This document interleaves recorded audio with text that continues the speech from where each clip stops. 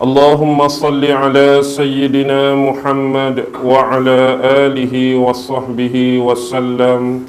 اللهم صل على سيدنا محمد وعلى آله وصحبه وسلم. اللهم صل على سيدنا محمد وعلى آله وصحبه وسلم. أما بعد. Alhamdulillah, syukur kehadrat Allah Subhanahu wa ta'ala kerana dengan limpah kurnia, rahmat, kasih sayang dan inayah daripada Allah Subhanahu wa ta'ala, sekali lagi kita sama-sama dapat dihimpunkan dan dikumpulkan oleh Allah Subhanahu wa ta'ala. Tidak lain dan tidak bukan adalah semata-mata untuk mencari sebahagian daripada ilmu-ilmu yang diberikan oleh Allah, sebahagian daripada ilmu-ilmu yang dikurniakan oleh Allah Subhanahu wa ta'ala. Dan insya-Allah pada malam ini kita akan menyambung kembali serba sedikit perkara-perkara yang berkaitan dan bersangkutan dengan apa yang dikatakan ataupun disebut sebagai alam jin. Dan sebagai muqaddimah pada malam ini, memang di mana-mana tempat pun pasti tidak dapat dielakkan, selain daripada jemaah-jemaah yang hadir yang kita nampak dengan mata kasar, berkemungkinan juga dalam jemaah kita ni ada makhluk-makhluk lain, makhluk-makhluk halus, makhluk-makhluk gaib yang berkemungkinan menyertai bersama kita. Jadi tak payah bimbang, tak payah takutlah, sebab depa je nampak kita, kita tak nampak dia. Tu saja. Jadi buat-buat tak tahu. Sebab kadang-kadang depa ni ada yang berniat jahat, depa ni ada yang berhati busuk. Kadang-kadang mereka ikut kita balik sampai ke rumah. Kalau ada majlis-majlis seumpama ini, iaitu seperti majlis-majlis yang membongkarkan rahsia-rahsia mereka. Kalau hari itu saya dah bukan upah, saya panggil 2 orang anak murid saya, suruh vacuum habis dalam rumah saya. Memang tak larat lah saya pun. Jadi mereka datang bersih, mereka datang vacuum, buang jauh-jauh, penjara Guantanamo Bay ke mana pun ikut dia lah kan. Baik, jadi pada malam ini insya-Allah kita akan berdepan sekali lagi dengan isu jin. Dan perumpamaan yang saya sebutkan bahawa mereka ini adalah makhluk-makhluk sama seperti kita, iaitu yang dijadikan dan diciptakan oleh Allah Subhanahu wa ta'ala. Cuma baki dan bezanya ialah kita ni Allah jadikan daripada unsur tanah, unsur rohani. Tanah itulah jasad kita dan rohani itulah roh kita. Tetapi Allah menciptakan spesies jin ini, mereka tidak ada kulit luar, mereka tidak ada jasad, tetapi mereka terus roh sahaja. Sebab itulah dalam mana-mana ataupun banyak-banyak kes, hanya jin yang boleh dan mampu merasuk manusia. Sebab dia boleh tumpang kulit kita, dia boleh tumpang jasad kita. Seberapa banyak pun kita nak marah dekat jin, berapa banyak pun kita dendam dekat jin, kita tak boleh nak kata asyik hang saja rasuk aku, malam ni aku nak rasuk hang. Boleh? Tak boleh. Hanya kita mampu bertawakal dan meminta perlindungan daripada Allah Subhanahu wa ta'ala, protect diri kita, defend diri kita, pertahan diri kita dengan ayat-ayat ruqyah yang bersumberkan daripada ayat-ayat Al-Quran dan juga daripada hadis-hadis Nabi Muhammad sallallahu alaihi wasallam. Sebagaimana yang Allah firmankan di dalam surah Al-Jin sendiri, boleh rujuk surah Jin ayat yang ke-6, di mana Allah Subhanahu wa ta'ala telah berfirman, A'udzu billahi minasyaitonir rajim, wa annahu kana rijalun minal ins ya'uzuna birijalin minal jin fadhaduhum rahaqa.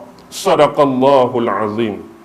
Wa annahu kana rijalun minal ins, dan bahawasanya sesungguhnya amat malang sekali, iaitu bagi sesetengah manusia. Tetapi lafaz di sini Allah guna perkataan rijal. Bila Allah guna perkataan rijal, rijal dalam bahasa Arab bermaksud lelaki. Tetapi bila guna lelaki, kekuatan bahasa Arab dia termasuk keseluruhan. Tak kira lelaki, tak kira perempuan. Jadi maksud ayat ni di sini amat malang sekali lah bagi ada sesetengah manusia di kalangan lelaki, dan berkemungkinan ada juga sesetengah manusia di kalangan wanita, ya'uzuna birajalin minal jin. Mereka ni minta tolong, mereka ni minta bantuan dengan ketua-ketua, dengan raja-raja, dengan pemerintah-pemerintah, dengan penguasa-penguasa daripada kalangan jin. Jadi jangan sesekali kita melakukan hal yang sama. Bila kita ada masalah yang diuji oleh Allah, bila kita ada bala yang diuji oleh Allah, bila kita ada ujian yang diuji oleh Allah, dan kita rasa dah sempit dada, kita rasa tak ada tempat untuk mengadu, kita rasa tak ada tempat untuk kita meluahkan segala problem dan masalah, jangan sesekali cari jalan penyelesaian minta tolong dengan jin. Kita dah ada Allah pencipta kita, kita dah ada Allah sebagai Tuhan kita yang memelihara dan menguasai kita. Mintalah bantuan, mintalah tolong, doa dan rayu pada Allah. Sebab yang menciptakan masalah kepada kita Allah, dan yang boleh meleraikan dan melarikan balik masalah ini pun Allah. Jin yang kita minta tolong nak selesai masalah kita, dia sendiri pun banyak masalah dalam hidup dia. Dia sendiri pun banyak problem, tiba-tiba kita pandai-pandai nak minta tolong, kita pandai-pandai nak cari jalan penyelesaian dengan dia. Jadi bila ada sesetengah manusia, baik lelaki atau perempuan, yang guna jalan kesesatan ini, fazaduhum rahaqa. Apa yang akan jadi? Jin ini dia akan bertambah sombong. Jin ini akan bertambah jahat. Bukannya mendatangkan kebaikan, bukannya mendatangkan kebahagiaan untuk kita. Jadi ini pesan Allah dalam ayat yang ke-6, jangan sesekali minta bantuan daripada sesama makhluk. Jin tu makhluk Allah. Dia pun minta dengan Allah. Kalau dia ada masalah, takkan kita manusia nak minta tolong dengan jin. Tetapi inilah peperangai setengah manusia yang bila diri mereka, jiwa mereka, nafsu mereka sudah dikuasai oleh jin, sudah dikuasai oleh iblis, sudah dikuasai oleh syaitan, mereka akan menggunakan jalan ini, iaitu jalan pintas untuk menyelesaikan sebarang problem dan masalah dalam hidup. Sekarang insya-Allah malam ini sedikit sebanyak kita akan memperkenalkan iaitu jenis-jenis jin. Jin ni sifat dia sama seperti manusia. Kadang-kadang dia ni sombong, kadang-kadang dia ni nakkan nama, dia nakkan darjat, dia nakkan kedudukan, sama dengan perangai manusia.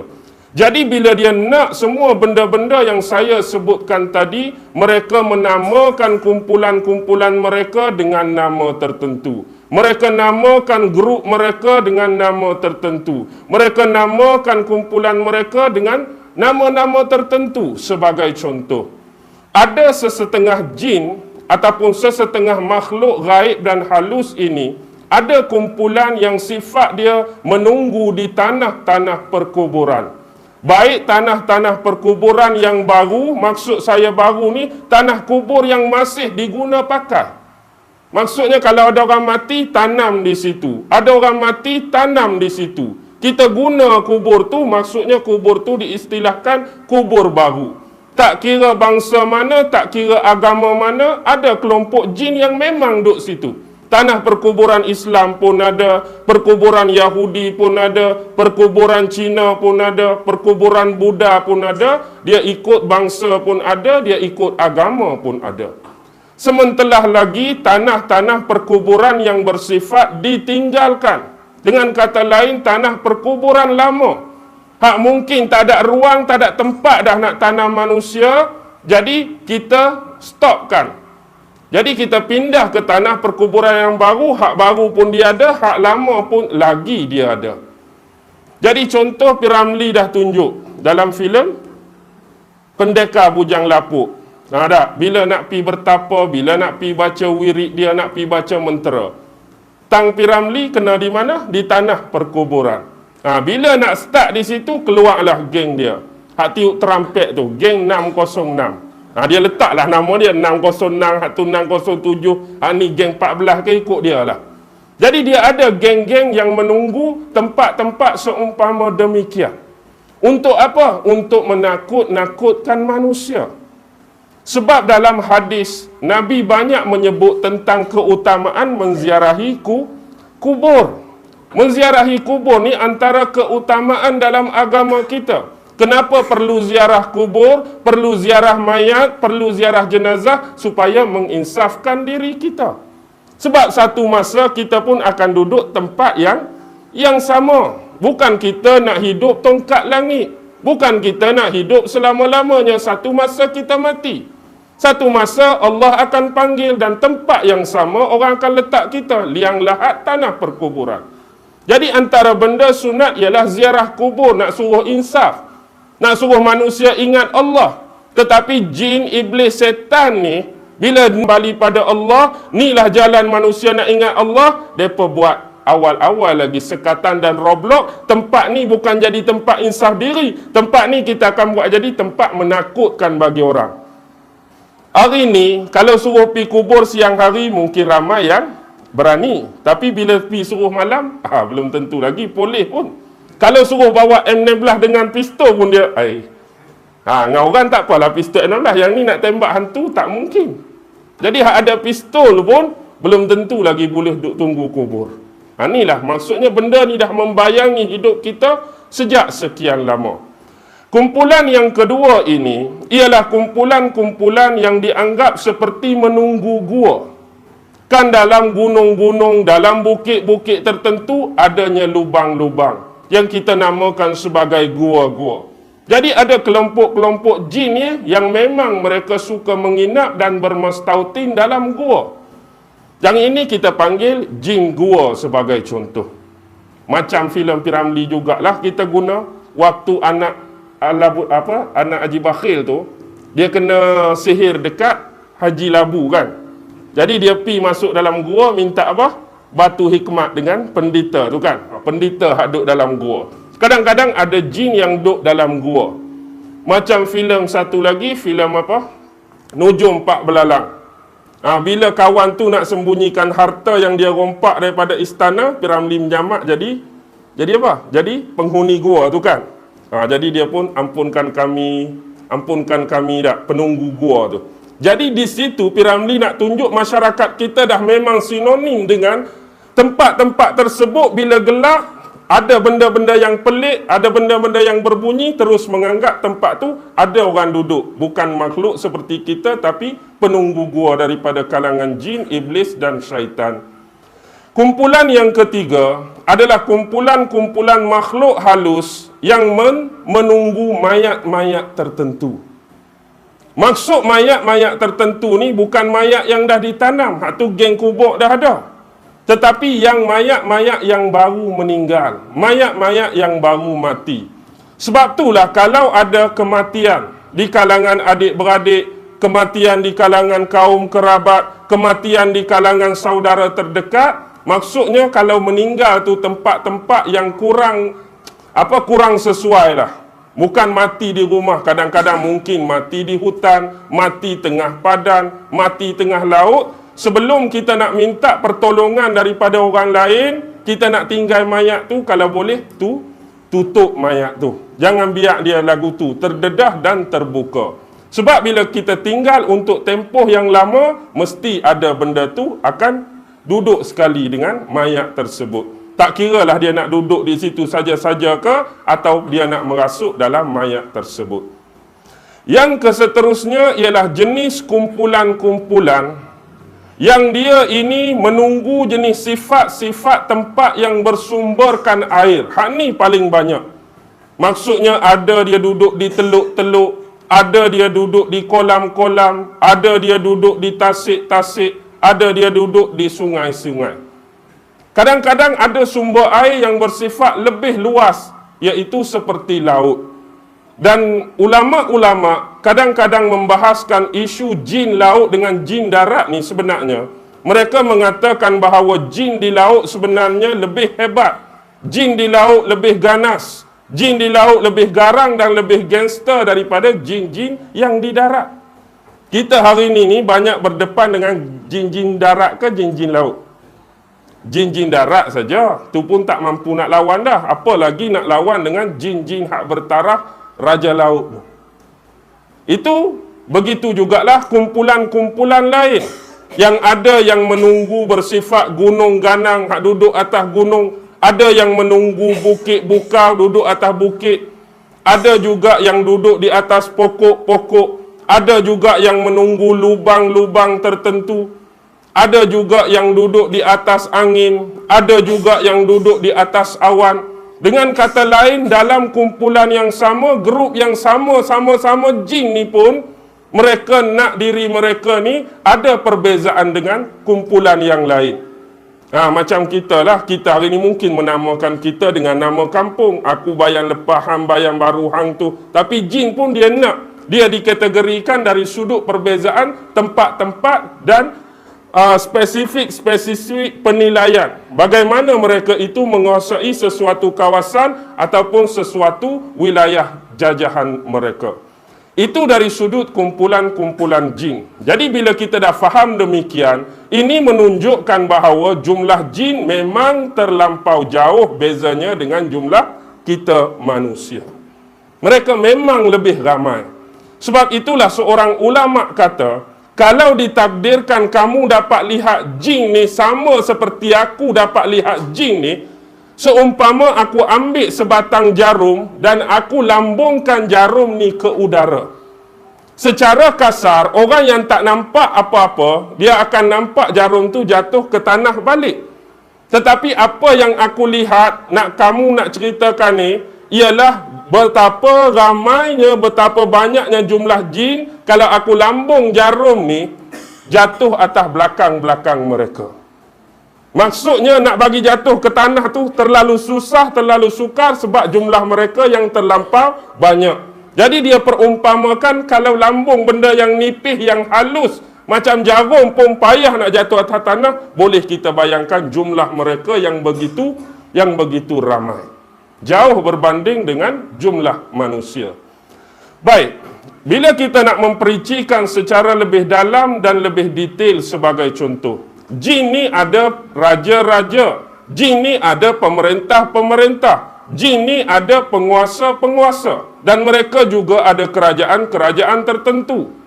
Di darat ada kerajaan-kerajaan tertentu, di laut ada kerajaan-kerajaan tertentu, bawah tanah ada kerajaan-kerajaan tertentu, atas awan, atas angin ada kerajaan-kerajaan tertentu. Kita ni ada kerajaan setakat atas darat saja, atas laut tak ada dah, dalam tanah tak ada dah, udara lagi tak ada. Baik. Sekarang lihat begini, saya nak memperincikan kumpulan-kumpulan sebagai kategori raja jin. Yang pertama ialah ada 7 orang raja jin yang menjadi raja, penguasa, pemerintah yang paling kuat. Inilah yang disebut raja jin alam bawah. Raja jin alam bawah. Dia ada 7 orang ketua dia, pemerintah dia, penguasa dia. Yang pertama nama dia ialah mazhab. Ejaan dia sama dengan ejaan mazhab tu lah. Kita mazhab fiqh tu. Mazhab Hambali, mazhab Hanafi, kita eja mazhab macam mana? Mim, za, ha, bulat, ba. Macam tu lah ejaan dia, mazhab. Nama ketua dia yang kedua selepas mazhab ialah murrah. Murrah. Ada juga ulama menyebut sebagai marrah. Murrah ataupun marrah. Yang ketiga, daripada kumpulan jin ini, ada juga yang disebut sebagai Syamhuras. Syamhuras. Ada yang disebut Ahmar. Ada yang disebut Burhan. Ada yang disebut Zubai'ah. Ada yang disebut Maimun. Jadi dia ada 7. Pertama, mazhab. Yang kedua, murrah. Yang ketiga, Syamhuras. Yang keempat, Ahmar. Yang kelima, Burhan. Yang keenam, Zubai'ah. Yang ketujuh, Maimun.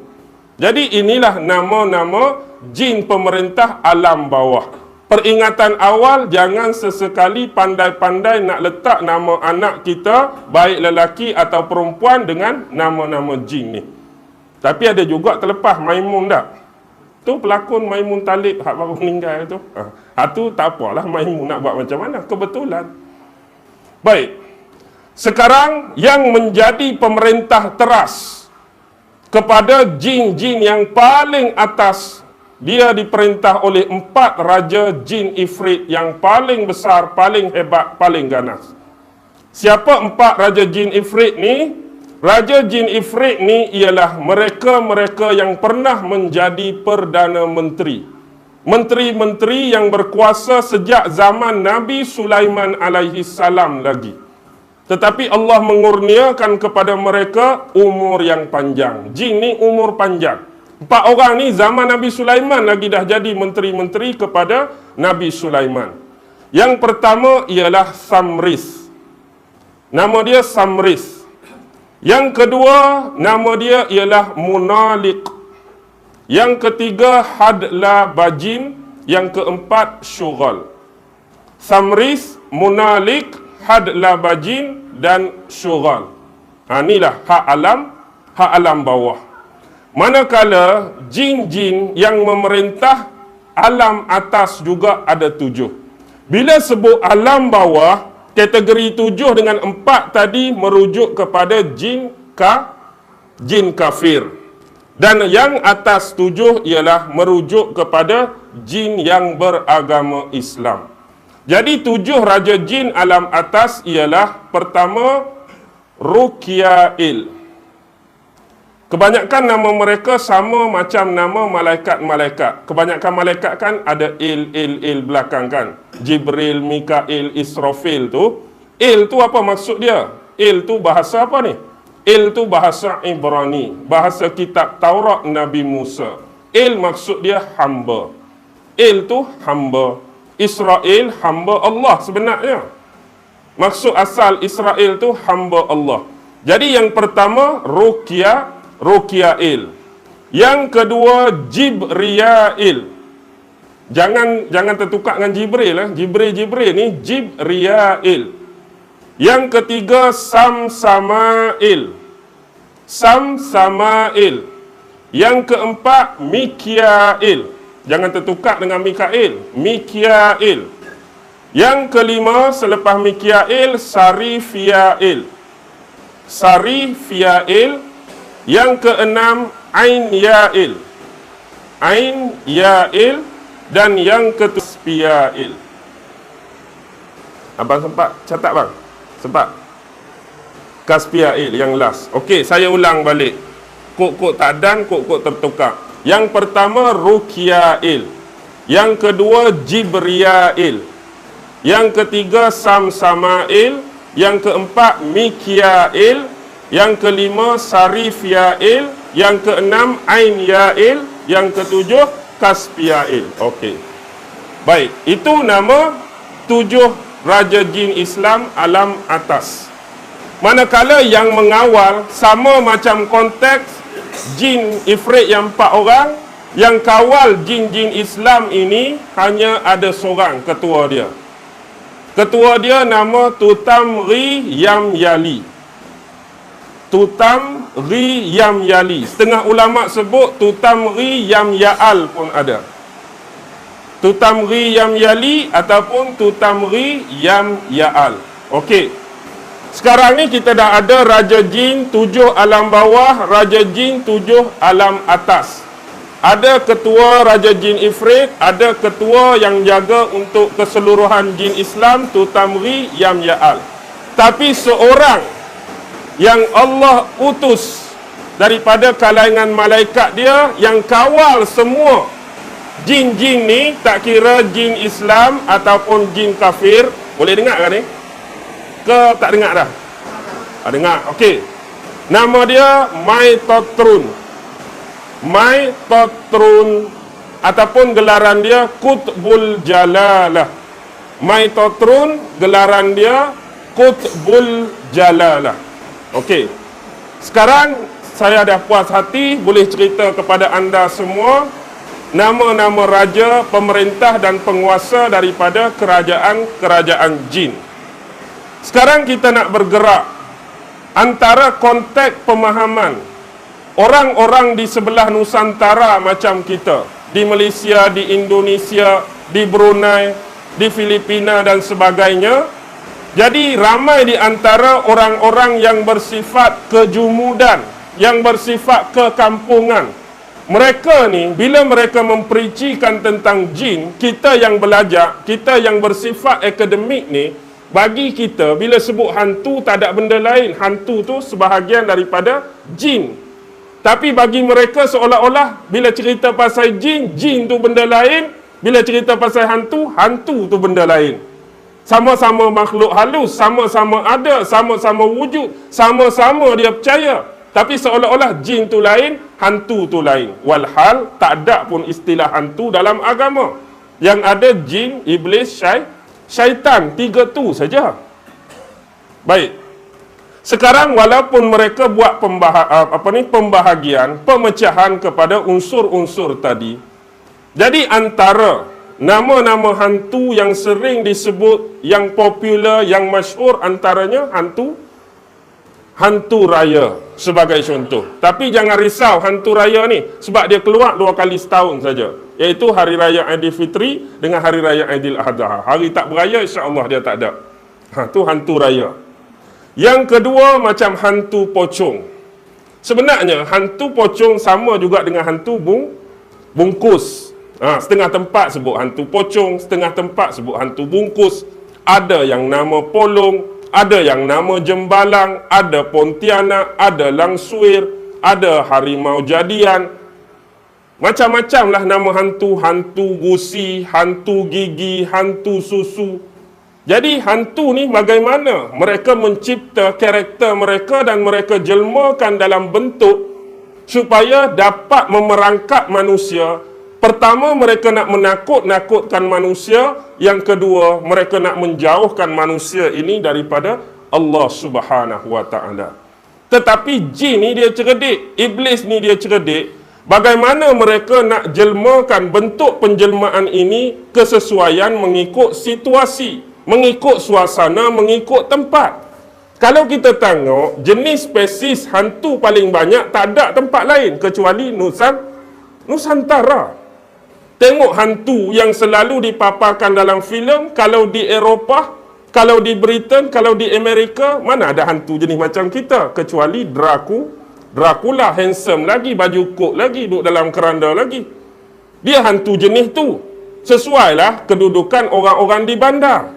Hantu Cina tak ada kerja lain, asyik melompat saja. Tampai huruf Cina berhenti. Hantu India cara dia. Tapi paling banyak kalau nak senarai, hantu orang Melayu lah.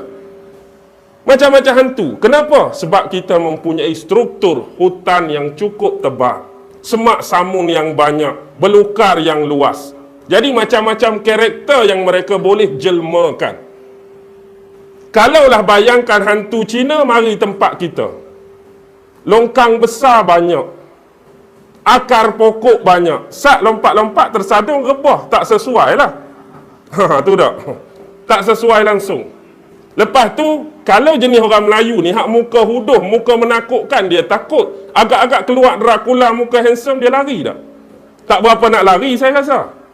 Tapi dia buat tu, jenis satu yang karakter, suasana yang jenis macam tempat kita. Hutan, belukar, semak tu, kita kena cipta karakter-karakter hantu seumpama ini. Hak jenis ada pokok besar, hampir bergayuk kat situ. Hak jenis kubur, hang buat muka lagu ni. Hak jenis gua, buat muka lagu ni. Pattern tu direka, dicipta oleh mereka sendiri, nak menakutkan manusia dan menjauhkan daripada Allah Subhanahu Wa Taala. Baik.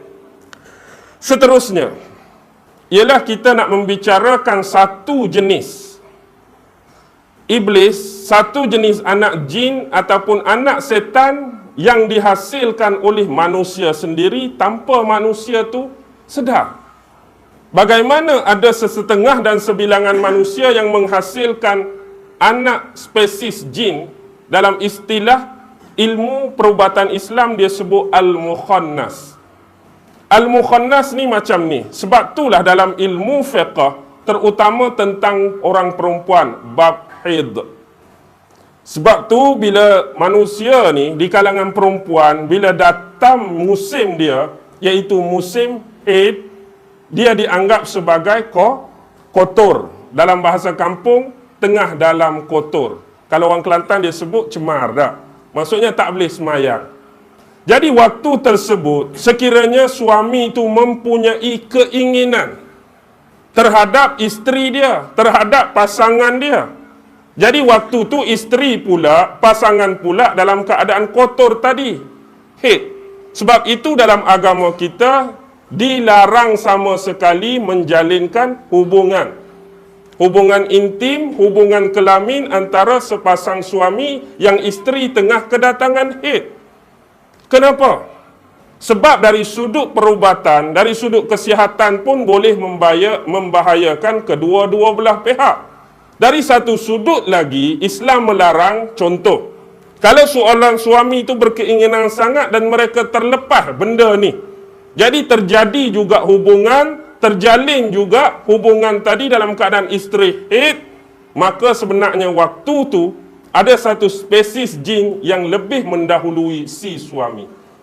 Dia akan guna dahulu alat kelamin isteri kita kalau kita jima isteri dalam keadaan haid. Bila demikian, nutfah yang kita jatuhkan, nutfah yang kita tumpahkan, dia akan jadi rosak, dia akan jadi punah. Tapi yang terhasil, anak depa, anak jin tu. Tapi kita tak mengandung lah dari sudut yang zahir ni. Sebenarnya kita tengah mengandungkan dan melahirkan. Itulah yang disebut mukhannas. Orang yang melahirkan mukhannas ni, bayi tadi, dalam rupa bentuk batin dia akan datang bertemu dengan ibu dia, ibu tumpang lah sebenarnya. Kadang-kadang perempuan ni bila mari kotor, bila jiwa dia stres, bila jiwa dia tak tenteram, ada masalah, ada problem, kadang-kadang dia terbayang duduk dalam rumah dia tu ada budak kecil. Ada budak kecil. Mungkin pertama boleh jadi gangguan yang memang bukan mukhannas. Tetapi kebiasaannya yang bersifat mukhannas, gangguan akan datang dalam bentuk dan cara tersebut. Sebenarnya dalam masa yang sama kita tak sedar, kita sudah melahirkan anak yang bersifat mukhannas. Jadi berhati-hati. Dan jaga pencegahan ataupun larangan dalam Islam, jangan sesekali melakukan hubungan bersama isteri dalam keadaan isteri itu kotor ataupun kedatangan haid. Jadi siapa yang terlepas, dia sendirilah yang menanggung asbab musabab dan segala akibatnya. Jadi berhati-hati bab ni. Dia sebut mukhannas, ingat ni. Jadi kalau jadi macam tu, nak buat macam mana? Nak buat macam mana? Adanya gangguan-gangguan tersebut. Ada sesetengahnya, tangkap mereka dan buang jauh-jauh. Dan ada setengah yang jauh lebih berani, mereka pancung terus. Maksud pancung tu bunuh terus. Sebab dia bukan hasil daripada hubungan yang halal. Bukan hubungan yang sebenar. Cuma dia tumpang alat kelamin isteri seseorang untuk melahirkan mukhannas tadi. Okey, seterusnya. Ini adalah antara 9 jenis anak-anak jin, anak-anak iblis ataupun anak-anak syaitan yang begitu popular berkeliaran. Popular berkeliaran. Bila saya sebut lagu tu, jangan senyum, jangan ni tempat-tempat ni memang sinonim dengan anda semua. Yang pertama, nama anak jin ni ialah Zalitun. Zalitun. Yang kedua, nama dia Watin. Yang ketiga, nama dia A'wan. Yang keempat, nama dia Haffaf. Yang kelima, nama dia Murrah. Kebetulan nama dia sama dengan salah seorang raja jin alam bawah. Yang keenam, nama dia Masud. Yang ketujuh, nama dia Dasim. Yang ke-8, nama dia Halawan. Yang ke-9, nama dia Khalush. Baik. Yang pertama, yang saya sebutkan tadi, apa nama dia? Zalitun. Zalitun ialah anak jin. ataupun anak syaitan, anak iblis, yang mereka ini bertempat di kedai-kedai. Mereka bertempat di pasar-pasar, mereka bertempat di pasar raya. Jangan main-main. Jadi mereka ni sudah ditemuduga dan interview oleh Tesco, Giant, Long One dan sebagainya. Supaya duduk di situ tanpa gaji lah. Maksudnya sedar atau tidak sedar, apakah tujuan mereka berada di tempat-tempat tersebut? Bila kita pergi dengan isteri ataupun suami kita nak membeli belah, di sinilah mereka akan mula menyucuk jarum mereka, mereka akan goda kita. Padahal di rumah tu dah buat dah senarai barang nak beli dan berapa bajet. Hani nak beli, nak beli RM70 saja mah. Kita ni RM70 bajet hari ni. Tiba-tiba ada cawan set baru, perak dia cucuk. Belilah.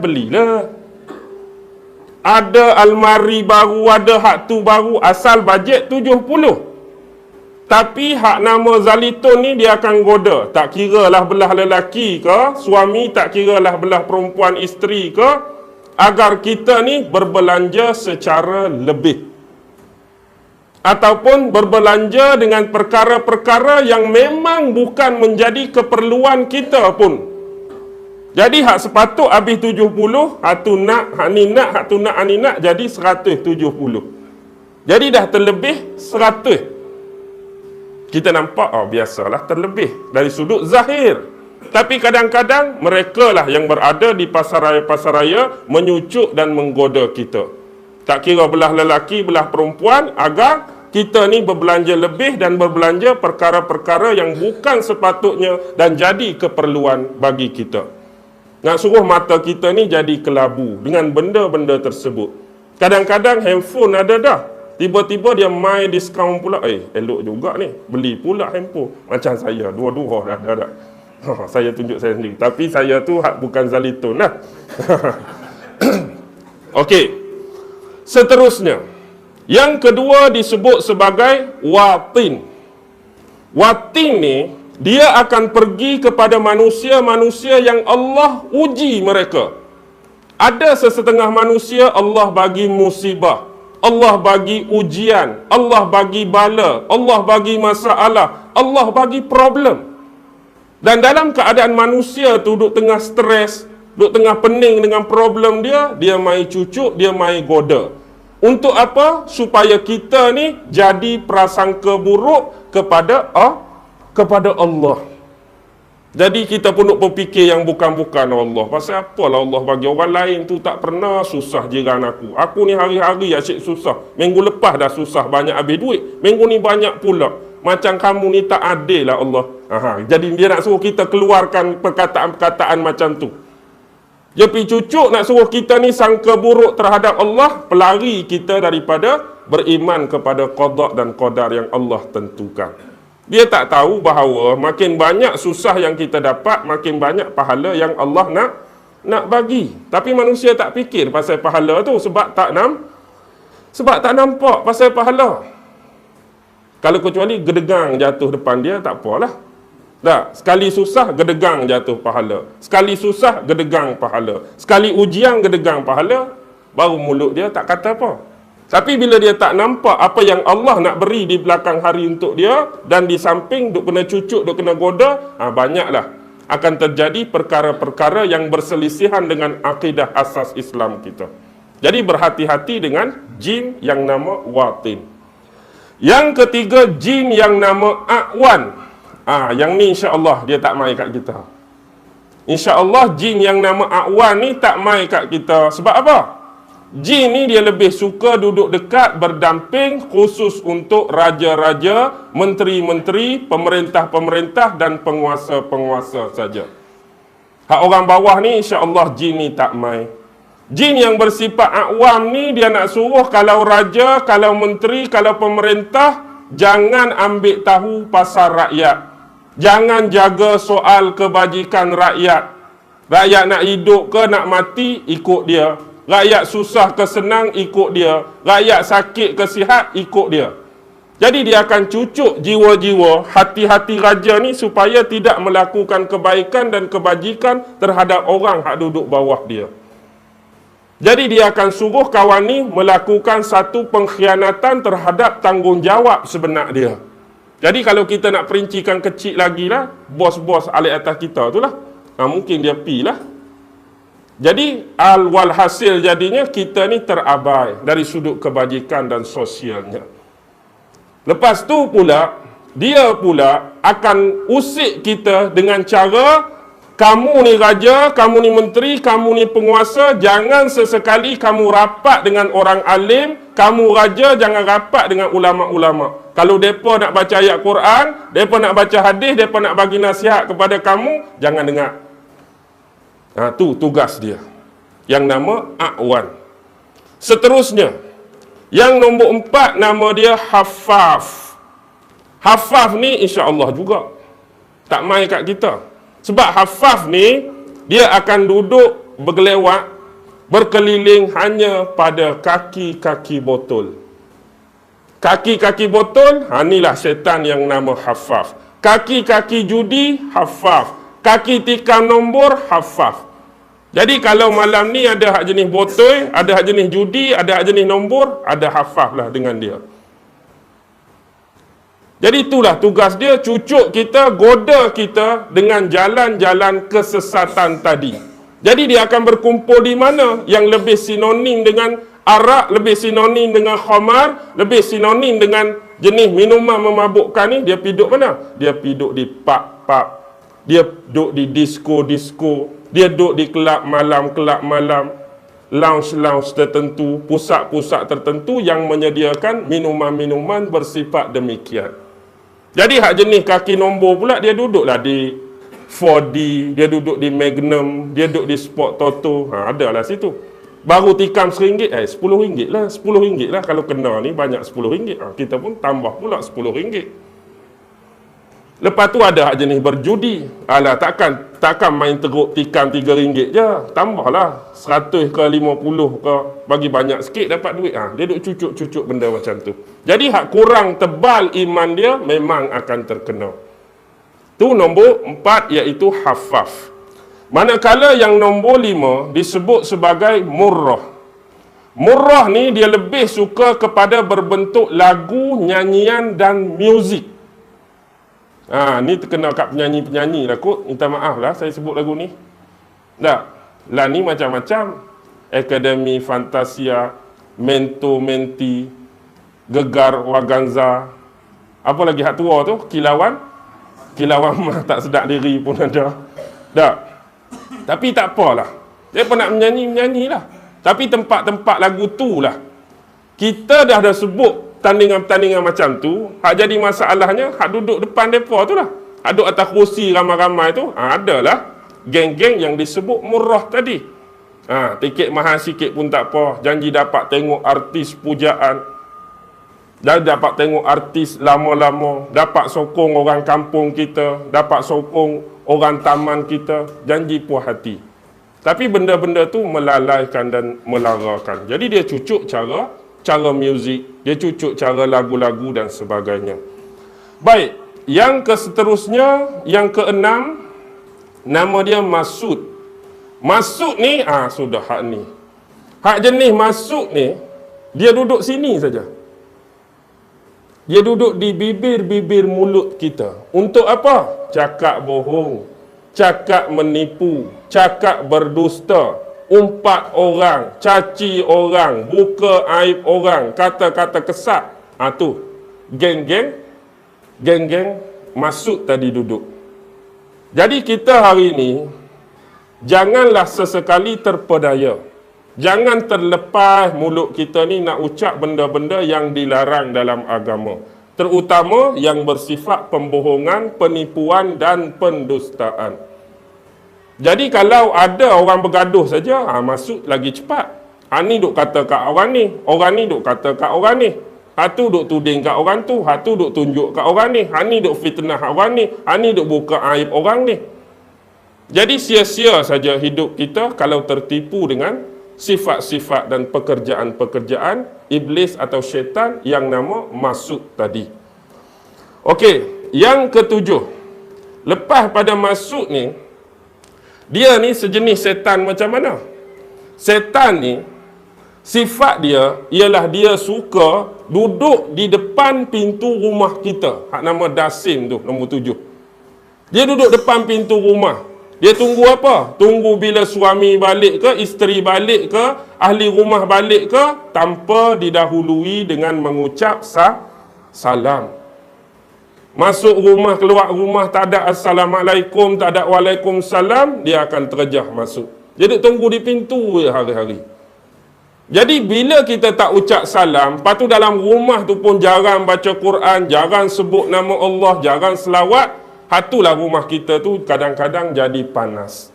Bila panas, suami balik kerja, lewat sikit, isteri orang pergi mana? Takkan minum kopi pun sampai pukul 1 pagi. Kawan-kawan tu memanglah duk berbual kedai kopi. Tak kena. Lepas tu duk bergaduh. Anak tanya kerja sekolah tak pandai buat, marah. Anak dapat markah rendah, tampak. Anak tak lulus, tendang. Macam-macam. Jadi tak seronok duduk dalam rumah. Jadi panas. Itu sebab setan yang nama dasim. Inilah dua orang ni. Ghostbuster ni. Hak baru ni dasim ke apa? Hak pergi vacuum tu. Lepas ni kalau nak panggil vacuum mana-mana, ni dah dia. Ni panglima, yang ni captain. Saya bawa khusus ni. Ada tak malam ni? Nampak tak? Ada tak main mengaji ke? Hak memang jahat ke? Okey, tak apa. Baik, sekarang itulah dasim. Seterusnya nombor 8. Halawan ini sifat dia macam mana? Halawan ni sifat dia lagu ni. Dia ni benda-benda kadang-kadang muzik tu memang lara. Selain daripada muzik, apa lagi yang kita boleh fikirkan? Dia tu jenis melalaikan, melengahkan kita daripada ibadat dan melengahkan kita daripada ingat Allah. Anda bubuh sendirilah nak fikir apa benda tersebut. Yang jadi bersifat lawahan ni, begitulah. Kadang-kadang dia masuk dari sudut ibadat, was-was tu lebih. Ramai orang tua kat kampung ambil wuduk 30 minit, logik tak? Habis dah basuh kaki, basuh kedak dahi tadi, basuh kedak dahi, dia ambil pula. Siap dah basuh kaki, berkumuk kedak tadi, berkumuk kedak, dia ambil lain pula. Tertib kedak, last sekali 30 minit. Hak dia start ambil tu imam rakaat pertama dah. Lepas tu, dia siap tu imam Assalamualaikum dah. Kadang-kadang dia masuk, bab kita nak start solat. Allahumma salli ala Allah. Tak jadi. Allahumma salli dia tu sampai ke masuk ayat lazim dah. Fatihah habis dah, ada lagi. Tak masuk-masuk. Pasal apa jadi tak masuk tu? Sebab was-was tu dia buat. Padahal senang saja. Tapi dia jadi rasa tak puas hati, rasa tak seronok. Nak bagi puas. Was-was ni, banyak lintasan was-was ni. Kita pun kadang-kadang banyak was-was. Was-was ni, bila duduk dalam semayang pun boleh was-was. Dia jadi was-was rakaat. 3 ke 4. 3 ke 4 lah sekali jadi 5. Jadi terlebih. Terlebih tak apa lah. Kita was-was terlebih tak apa. Was-was kurang ni. Semayang subuh, hak terlebih. Takut semayang subuh terlebih 4 tu masalah. Kalau semayang zuhur 3 dengan 4, okey lagi. Subuh terlebih 4 ni memang out of date lah. Out of date lah subuh terlebih 4 ni. Okey, yang terakhir. Baru 8.30, standard dah. Okey. Yang terakhir ialah yang nama dia luqas. Tengah sebut lakhus. Dia ni tak ada dengan kita. Dia ini hanya menjadi teman rapat dan kawan karib kepada spesies orang-orang yang bersifat majusi. Biasa orang yang sembah api, orang yang sembah matahari, itulah dia. Kita hari ni tak sembah api, cucu api saja. Takut adalah sikit-sikit tak. Lepas tu, satu lagi sembah matahari. Ni tak ada lah kita ni sembah api, sembah matahari ni.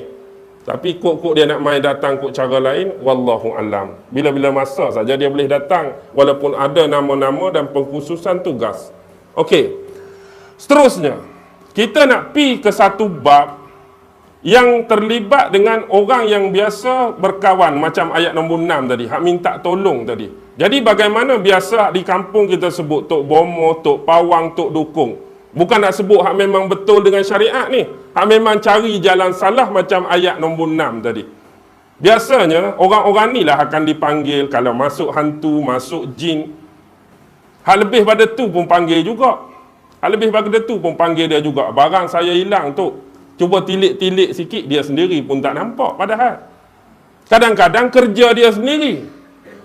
Dia pergi suruh jin dia ambil kambing kita kat padang, dia pergi sembunyi mana-mana lah, celah pokok ke apa. Lepas tu kawan tu pun cari kita. Kita pun rosak, aku tilik. Oh, duk celah pokok tu. Macam Nujum Pak Belalang tu lah lebih kurang. Padahal hak dia dah buatnya. Dia pun boleh tahulah sebab jin dia yang letak.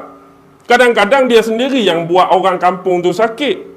Dia suruh jin dia pergi letak benda lah apa. Lepas tu dia kata lah, oh, aku rasa ada benda ni orang tanam bawah tiang yang ketiga. Padahal jin dia yang tanam. Sebab tu profession dia cari duit kot tu je. Lepas tu orang duk bayar 50, orang duk bayar 100. Jadi beli rokok dan beli rokok gudang garam 3 hari habis. Tak ada duit. Pergi suruh jin buat benda lain pula. Nak commission pula ni. Lagu tu lah lebih kurang. Faham tak? Okey. Ada sekurang-kurang 8 jalan bagaimana seseorang tu nak menghubungkan diri dia dengan spesialis makhluk halus ni. Jadi hak biasa dia buat, inilah jalan-jalan yang popular dan masyhur dalam ilmu perubatan, ilmu menghubungkan diri dengan jin yang salah. Pertama disebut sebagai Tariqatul Iqsam. Apa maksud tariqah? Tariqah ni jalan. Iqsam ni bahasa Arab Al-Qasam, iaitu sumpah, perjanjian, MOU. Dengan siapa? Dengan jin, dengan iblis, dengan setan. Contoh kita tengok ahli-ahli sihir, ahli silap mata terkenal. Memang mereka ada bai'ah, mereka ada janji, persetiaan, MOU. Contoh macam Orion Greenfield, mereka ada surat khas. Dan surat tu ada tanda tangan iblis, tanda tangan jin dan cok jin ifrit. Ada jelas. David Copperfield, tiap-tiap tahun mesti dia akan pergi ke Kahirah Mesir, dekat piramid tu. Sebab dia dah ada perjanjian. Macam ahli-ahli sihir terkenal lain yang ada hubungan, mereka memang ada perjanjian khusus. Yang ini dipanggil sebagai Tariqatul Iqsam. Bersumpah sungguh, buat perjanjian, persetiaan, tanda tangan apa. Dan tak boleh sesekali melanggar isi-isi perjanjian di dalam surat tersebut. Itu ramai. Hak kita pun, orang-orang Pawang, Tok Dukun, Tok Bomoh pun, hak jalan salah, mereka ada perjanjian. Jalan yang kedua disebut Tariqatuz Zabhi.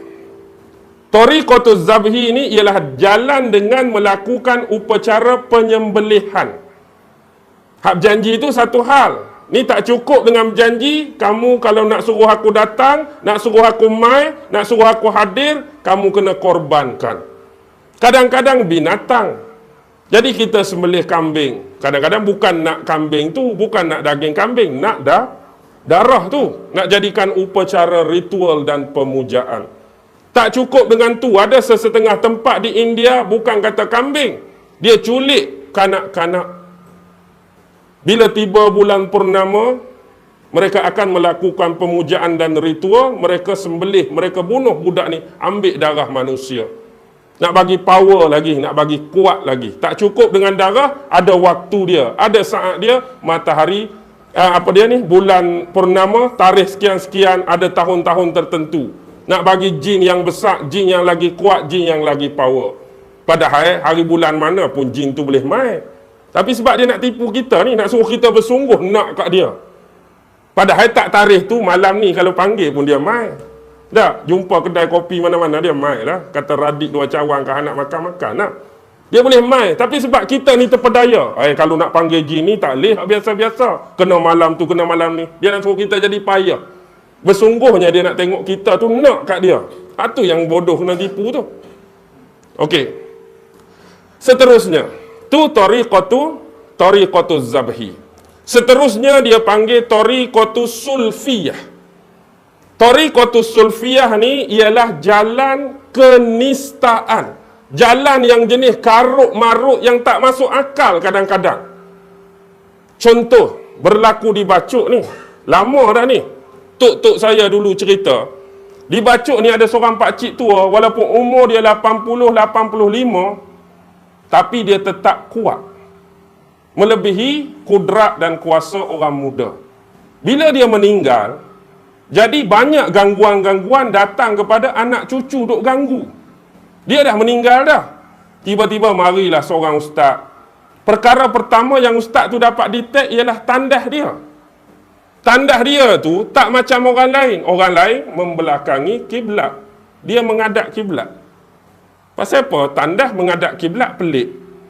Lepas tu bomoh tu detect, ada benda bawah telapak tempat kita nak pijak tu kan. Kalau kita nak berak mencangkung tu kan ada benda tu. Bila korek dua benda tu, ya Allah, Masya Allah, Quran 2 biji. Quran duk bawah tapak tu. Jadi inilah perkara yang disebut tariqatus sulfiyah. Yang melanggar adat, penuh kenistaan, penuh kejijikan. Tak masuk akal. Quran dia pun boleh buat lagu tu. Pijak Quran tu satu hal. Ni memang kena pijak. Lepas tu duk buang najis, buang taik menghadap kiblat. Ya Allah. Tapi semata-mata nak kebal, nak kuat, tapi mati juga. Kalau kebal, kuat, tak mati-mati, okey lah juga nak buat tak? Ni mati, tak ada guna juga. Kadang-kadang macam di Macang, tahun 60-an dulu. Tahun 70-an, awal-awal. Dia ni pengamal ilmu kepala taik. Tahu ilmu kepala taik? Ilmu kepala taik ni ialah dia akan buat pemujaan, ada jampi, ada mentera dia. Tapi syarat nak bagi lagi power ilmu kepala taik ni untuk kebal. Dulu orang-orang ada ilmu kepala taik, dia curi kambing, curi lembu depan tuan saja. Tuan baru tambak, dia ambil lembu depan tuan. Lembu pi takik dengan parang ke, dengan kapak ke, tak tembus, tak lut pun. Jadi cara nak bagi mujarab ialah setiap kali dia rasa nak buang air, buang najis, nak berak, kepala taik mula-mula tu. Hak baru keluar tu dia kena ambil, dia kena lumuk dekat badan dia. Sekali dengan baca jampi dan mentera dia. Kepala, tu panggil ilmu kepala taik tu. Kepala taik hak mula-mula, hak keras sikit tu. Setiap kali nak berak, kena ambil kepala taik tu, cumur.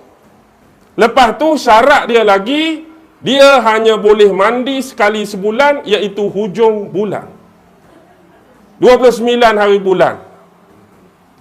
Taik hari-hari pakai. 1 bulan, 2 bulan, duk lagu tu lah. Duk busuk lagu tu, dia tak boleh mandi. Dia kena mandi hujung bulan. Lepas tu kita tanya, pasal apa 29 hari bulan, bukan 31 bulan? Dia kata 31 bulan orang kafir, 29 bulan orang Islam. Oh, dia sedak dia kata orang Islam. Dia sedak dia orang Islam. Tak boleh guna kalender orang kafir. Dia akan duduk di sungai, dia akan bersihkan sungguh-sungguh hari 29. Lepas tu dia duk buat taik pula. Sampailah hujung bulan. Kalau nak lagi power, masuk pecah rumah orang, merompak ke, mencuri ke, kebetulan dia rasa nak berak, dia kena ambil kepala taik tu, letak dalam pinggang, letak atas meja tuan rumah, meja makan. Lagi power jadi. Okey, contoh duk ambil barang, rasa nak berak, pergi ambil lekas-lekas pinggang ke piring, tadah kepala taik tu, letak atas meja makan tuan rumah. Lagi power. Jangan ketawa, betul ni. Tu ilmu kepala taik. Tapi tengok dahsyat tak dahsyat. Allah nak tunjuk dia tertidur atas wakaf. Wakaf orang Kelantan ni dia terbahagi pada dua. Satu wakaf ada tepi jalan, satu wakaf atas kubur. Dia tertidur wakaf atas kubur. Allah nak tunjuk semut masuk dalam telinga saja. Semut masuk dalam telinga, mungkin gigit, menggelupur, dia meninggal. Jadi Allah jauh-jauh belajar ilmu taik, mati dengan semut. Malu lah tak? Bila mati tu Allah mayat dia tak payah ceritalah. Jadi buka aib pula. Jadi anak-anak tahu dah perangai dia, PL dia, apa yang dia buat, serah kat Tok Imam. Tok Imam, kami ni memang tak mau ambil tahu apa-apa pasal ni. Kami memang tak mau ambil tahu pasal bapak kami, Tok Imam uruslah dengan orang kampung. Kami memang tak mau tahulah pasal dia. Anak semua nak marah dah. Jadi nak jadi cerita, macam mana? Bila Tok Imam mandikan, bila Tok Imam bungkus mayat, bila Tok Imam semayang, seorang pun tak mahu gali kubur dia. Last sekali apa jadi? Sewa kereta kes. Tahu kereta kes hak kuning tu. Gali lubang kubur dengan kereta kes, angkat mayat pun dengan kes, letak mayat dalam liang pun dengan kes, cuma ada orang tolong perbetul kedudukan mayat, kambuh pun dengan kes tolong rata. Tengok. Sampai tahap tu Allah hina dia. Akibat bersahabat dan bersekongkol dengan jin dan setan. Jangan sekali-kali. Masa hebat-hebatlah orang tetap takluk, orang tetap kebal. Tapi bila mati, nanti Allah tunjuk. Seksa dunia, seksa dalam kubur dia, tak tahulah. Wallahu alam. Moga-moga Allah ampuni dia. Kita sebagai saudara se-Islam. Baik. Sekarang, tariqah yang keempat. Ini disebut tariqah an-najasah. Tariqah an-najasah. Najasah tu an-najis dah. Najis lah najasah. Tapi bukan bentuk tadi.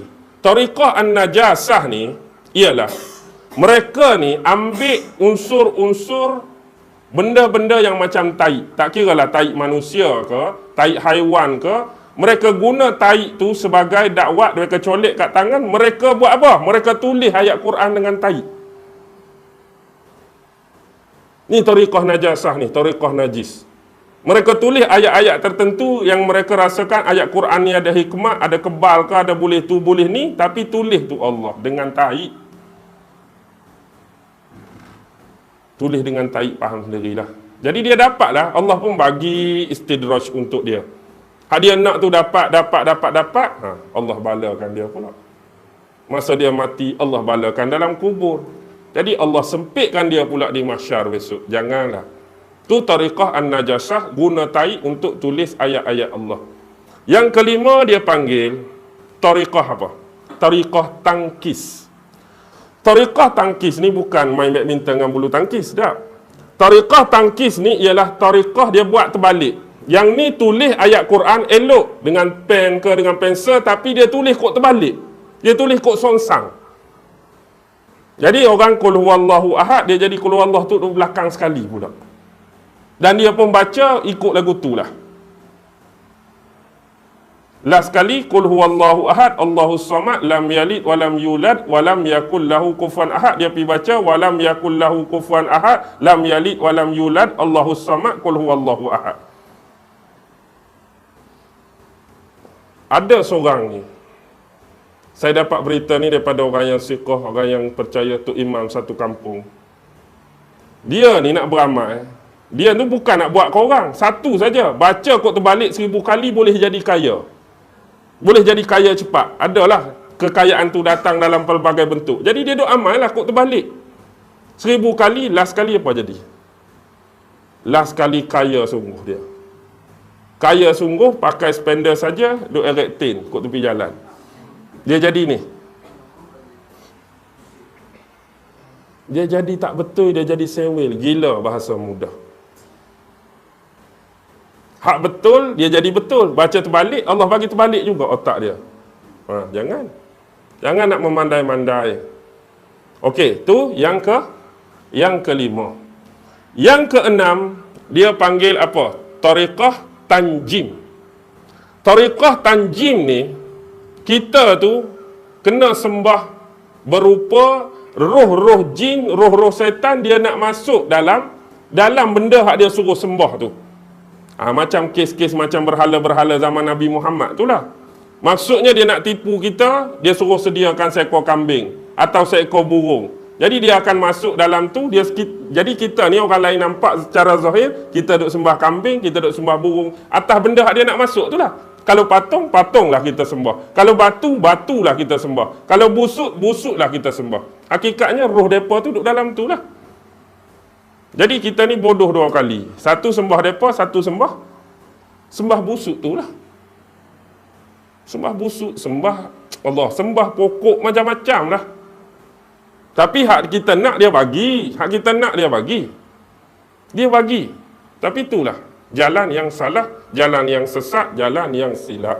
Itu dia panggil tariqah tanjim.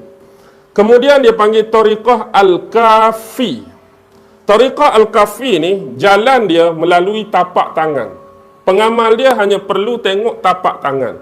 Dan tumpuan perlu bagi kepada jari. Tengok, jari ada 5. Dalam istilah ilmu pentagram dia panggil, ilmu kesyaitanan ni, jari tengah ni dia panggil istilah Arab jaziratus syaitan, wilayah setan. Sebab tu kita hari ni pun panggil jari hantu. Dia akan tengok tapak tangan dan dia akan tiun. Daripada tapak tangan tu kita baca-baca ayat, dia akan keluar cahaya. Oh, kita nampak hebat lah, keluar dah cahaya. Padahal dia lah tu. Dia lah tu. Sebenarnya kita nampak keluar, sebenarnya dia sedang masuk. Dia sedang masuk, kita akan nampak macam-macam lah kat tapak tangan ni. Kita akan nampak macam-macam. Lepas tu dia buat lah sungguh-sungguh hak mula-mula tu. Dia buat sungguh mula-mula nak tipu tu. Dia kata, kita pun tanya, apa yang bini aku tengah buat dekat rumah sekarang? Dia pun tunjuk bini kita tengah basuh baju. Betul lah dia buat mula-mula tu, nak suruh kita yakin. Kita balik, oi, basuh baju sungguh. Jadi lepas tu, orang marilah dah. Aku ni hebat dalam bab tilik menilik. Siapa nak suruh tilik barang hilang ke apa ke? 1, 2, 3 kali tu dia buat betul dululah. Lepas tu yang ketiga, yang keempat dia buat tak betul. Bila dia buat tak betul, kita pun mula nak marah. Pasal apa hang tunjuk tempat tak betul? Oh, kalau hang nak tambah lagi power jadi betul balik, itulah dia suruh kita buat macam-macam tu. Tak cukup saja dengan hang baca macam ni, hang kena buat lagu ni hak lebih teruk lah, hak lebih menjijikkan. Kita sanggup lah sebab nak tambah balik power dan kuasa kita. Padahal diperbodohkan setiap waktu, diperbodohkan setiap masa. Okey. Seterusnya, ilmu tilik ni tak ada benda lain, cermin saja. Pi Tesco beli cermin, boleh nak tilik macam mana pun. Tak, betul? Betul ke tak ni? Pi Tesco beli cermin, tilik lah, nak tilik apa pun, nampak semua. Okey. Tariqah yang terakhir ialah tariqah apa? Ini dipanggil tariqah al-asar. Asar maksud dia kesan. Tariqah ni lah yang orang Yahudi dulu guna untuk Rasulullah. Maksudnya dia ambil barang-barang daripada tuan yang orang dia nak tu. Macam Nabi, mereka ambil rambut. Macam tu. Mereka ambil rambut, mereka puja, mereka baca ayat, baca mentera, jadi orang tu sakit, orang tu menderita. Sampai kadang-kadang hak teruk, bawa maut. Jadi sebab itulah dalam Islam, bila kita ketip kuku, Nabi disunahkan supaya kita tanam. Tak mau jadi benda macam ni. Kita hari ni ketik-ketik, sampah-sampah, kadang-kadang buang. Contoh, orang mungkin tak guna dah lah ni. Tapi kalau orang nak guna, orang boleh ambil lah tu. Rambut kita, kuku kita. Rambut kita, kuku kita memang boleh buat macam-macam. Kadang-kadang mereka pergi ambil barang-barang kita hak duk jemur tengah malam tu tak. Kadang-kadang Allah, tak panas mana hari ni. Kita pun tak angkat lah kain-kain tu tak. Orang ambil baju kita, seluar kita. Tapi biasanya orang nak hak tak basuh lagi. Hak peluh-peluh kita tu masih ada. Jadi hak tu lagi mujarab. Dia ambil, dia bagi kat tu orang puja, kita jadi sakit, kita jadi gila kat orang tu. Kita jadi hidup tak tenteram dengan pasangan kita, suruh gila kepada orang yang hak buat kita tu. Jadi berhati-hati. Okey, itulah 8 jalan, 8 tariq. 8 jalan, 8 tariq. Cara kita nak berhubungan. Hak dalam satu kitab yang saya beli kat Mesir tu, dia ada cara nak hadirkan dan jelmakan jin dalam masa 1 jam. Macam-macam cara. Kalau buat ikut gaya dia, insya-Allah mai dalam masa 1 jam. Boleh mai jin tu. Hak betul-betul kita nak berkomunikasi lah. Hak tak ajak dia nak mai ni memang berlambak dah. Hak dia nak mai kat kita, hak kita tak ajak ni, hak memang betul-betul kita nak jemput dia ni dalam masa 1 jam. Macam-macam cara dalam tu. Al-Jawahirul Lamma'ah, nama kitab tu. Kecil saja, tapi macam-macam ilmu dalam tu. Saya beli pun nak tengok teknik-teknik saja, tak pernah buat pun. Sebab saya pernah buat sekali, memang keluar tak sanggup nak tengok. Hak mula-mula saya belajar, memang tak sanggup nak tengok. Hak tu kena duduk dalam masjid, duduk tengah-tengah macam ni, dengan macam mat ni. Tutup lampu pukul 12 malam. Hak kita buat ni hak betul. Baca apa? Selawat Nariyah. Selawat Nariyah. Selawat Nariyah berapa kali? 4,444 kali. Tiba-tiba dia keluar betul, kod depan mihrab masjid. Perempuan keluar dukung anak, tapi muka, mata jatuh.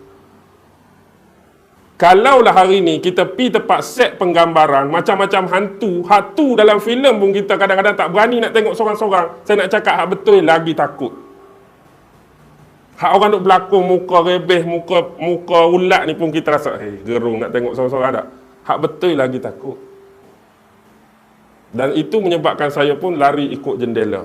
Sebab baru umur 19 masa tu, baru tengah belajar, biasalah. Marilah ni pun insya-Allah dak lah. InsyaAllah dak lah sebab saya tak nampak. Dan saya pun minta dengan Allah, saya dah letih, saya dah sesak. Letih dan sesak dengan apa? Hak luak ni. Hak nampak hak perangai jin dengan iblis pun berlambak dah meletihkan saya. Janganlah tunjuk hak memang jin perangai jin ni. Itu saya minta. Tak apa, dua orang ni dia nampak. Jadi itulah ada defend untuk mereka. Baik. Habis bahagian tu. Sekarang ni kita nak pergi ke satu tempat, iaitu kita nak membahaskan antara cara-cara yang kebiasaan diguna. Mereka guna patung kan. Ada yang guna santau. Ada yang guna teluk layang. Ada yang guna tangkal. Ada yang guna azimat sebagai contoh. Baik, contoh patung. Macam hak tadi, patung biasa mereka akan guna tariqah terakhir tu, tariqah asar. Kalau ada rambut, mereka akan ikat rambut sekali dengan patung tu. Kalau ada kuku, kalau ada kulit, mereka akan ikat dekat patung tu. Mereka akan cucuk benda tajam. Hak biasa sinonimnya jarum. Cara nak cucuk tu kena ada ilmu, bukan boleh cucuk suka-suka. Cara nak cucuk ada dua. Biasa, cucuk dengan jalan ikut konsep patung, dia lambat berkesan. Ikut konsep patung macam ni. Patung ada kepala, ada tangan, ada badan, ada kaki. Kita nak suruh sakit kepala, takkan nak cucuk dekat kaki tak? Kita akan cucuk kepala. Tu konteks biasa. Dia akan menderita sakit, dia akan meraung-raung kesakitan, tapi belum tentu boleh bawa maut. Hak terlebih mungkin boleh bawa maut kalau takdir Allah berserta. Tapi dia ada satu lagi cara yang lebih berkesan, iaitu mempelajari ilmu huruf dalam badan kita. Huruf abjad, alif sampai ya tu dah memang ada dalam tubuh kita. Ini saya cakap secara rambang. Contohlah kita kata, alif duduk di dahi, ba duduk mata ni, ta duduk sini, jing duduk sini. Kita hanya perlu tahu kedudukan huruf pada anggota tubuh badan, kemudian tengok nama orang yang kita nak buat. Contoh, huruf jim duduk di lengan. Nama orang tu Jamaluddin, contoh. Jadi nama Jamaluddin, ejaan dia dengan jim, kita tadi ikut kepala, nak di kepala. Tiun pada ni terus. Jadi buka kepak patung tu, cucuk pada sini. Memang akan cepat mati. Kalau dia nama Khalid, contoh, Kha, duduk di paha, cucuk di paha. Nama dia Yusuf, ya duduk di mana? Kata duduk di buku lali, ya buku lali. Cucuk di buku lali. Tapi kena belajar ilmu huruf tu. Saya belajar ilmu huruf ni. Tapi bukan untuk cucuk orang. Tak, bukan. Dia boleh banyak guna. Hak ilmu salah boleh guna ikut cara cucuk. Hak ilmu bagus ialah ilmu perkelahian. Ilmu bertumbuh, ilmu gocoh, orang Kelantan kata. Kalau kita main tomoy, nama dia Jamaluddin, jing dia duduk sini, tak ada tempat lain, masa duduk tanding tu, sinilah sasaran. Untuk bagi dia cepat lemah. Tu je. Kalau nama dia Khalid, Kha duduk sini. Cari sasaran sini je kita tiun. Memang cepat lemah. Itu penting ilmu tu. Untuk kebaikan hak ni lah. Maksudnya dua orang ni dia tak tahu lagi ni. Ilmu huruf dan tubuh ni. Ni mesti dah tanya ni. Jadi saya memang saya tak bagi tahu lah. Huruf saya duduk kat mana. Saya tak akan bagi tahu huruf saya duduk kat mana. Okey. Baik, nampak tu? Patung. Okey, yang kedua, santau. Santau ni ada dua. Satu santau angin, satu santau makan. Santau makan ni, dia bubuh dalam makanan, dia bubuh dalam minuman. Santau angin, dia hantar, tu kena duduk tempat tu lah, nak kena bubuh tu. Jadi santau angin, dia boleh duduk tempat dia mana-mana, dia hantar guna jin dia, setan dia. Biasanya, orang yang belajar santau ni, waktu dia sedang dalam praktikal, dia pun ada praktikal juga. Jadi dia kena berlatih, dia kena pi buang santau dia tu. Ni bahayanya. Kalau kita jenis singgah kedai-kedai makan, hak terkena geng-geng praktikal tengah buang dia punya santau. Bila sampai waktu tempoh tu, guru dia kata, hampir guna santau hang ni, try mana-mana kedai. Jadi dia pi mana-mana kedai, dia lepaskan santau dia. Kalau kebetulan kena gerai goreng pisang kita lah. Jadi bila orang beli tu, nasib kesian dah. Memang akan kena. Tapi dia tak ada niat tu. Dia memanglah nak test ilmu dia, tapi bukan niat dia nak kena kita. Siapa makan, almarhum lah. Jadi bacalah ayat-ayat yang patut. Baca ayat-ayat yang patut. untuk defend dan ruqyah diri kita. Itu dari sudut santau. Seterusnya dari sudut telur layang. Telur layang ni, dia buat telur, kemudian dia bungkus dengan kain kuning, dia cucuk. Dia cucuk. Ni ganti patung lah. Dengan bahasa mudah, payah nak cari patung ke, malu nak beli patung, kita umur 60, tiba-tiba pergi Giant beli patung. Tak? Oh, pakcik main patung je. Kalau malu lagu tu, dia guna telur. Jadi telur tu, dia bungkus kain kuning, dia cucuk. Lepas tu dia niat lah. Dia niat berserta dengan dia cakap kat jin arahan dia tu, pergi buat apa. Lepas tu kawan tu sakit, menggelupur, menderita. Macam-macam lah, dia panggil telur layang. Lepas tu tangkal dengan azimat. Tangkal dengan azimat ni biasanya bukan untuk orang, untuk tuan tu lah. Pakai tangkal ni, oh jadi hebat. Pakai tangkal ni jadi muka nampak macam Aaron Aziz. Lagu tu lah. Nak bagi seri muka, nak bagi nampak haibah, nak bagi nampak orang tengok tu jenis mudah nak buat urusan, macam-macam lah orang ni. Tak? Okey. Kita ni, apa-apa pun baca bismillah je. Bismillah tu paksi dah. Kita niat saja, minta tolong dengan Allah, bismillahirrahmanirrahim 3 kali cukup lah. InsyaAllah Allah bagi kelepasan, Allah bagi mudah, dorongan dan laluan.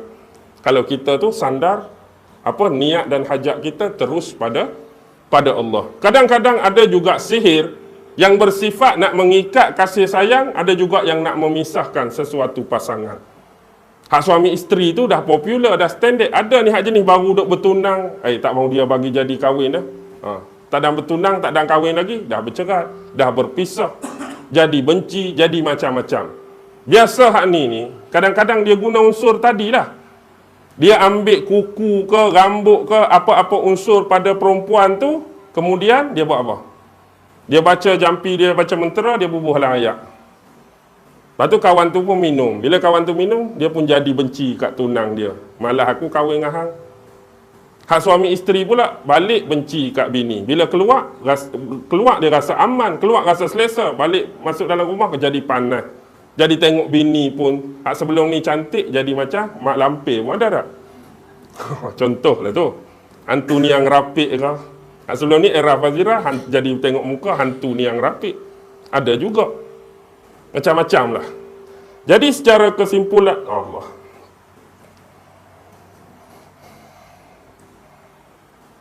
Mesej. Ada soalan? Biar. Soalan ni orang dalam ni ke? Tak ada. Ada ni satu soalan. Biarlah dulu. Okey, secara kesimpulan malam ni kita dah menghampiri pukul 9. Jadi harap-harap jadi kita dapat memahami walaupun tidak secara perfect 100%, 100% benda-benda asas tu dan cara-cara seseorang menghubungkan diri dengan amalan-amalan, pemujaan-pemujaan ritual tertentu dengan tariqah-tariqah tadi dan benda-benda yang selalu digunakan sebagai perantara untuk menyampaikan hajat dengan jalan meminta bantuan dan pertolongan bukan dengan Allah tapi dengan jin, dengan iblis ataupun dengan setan.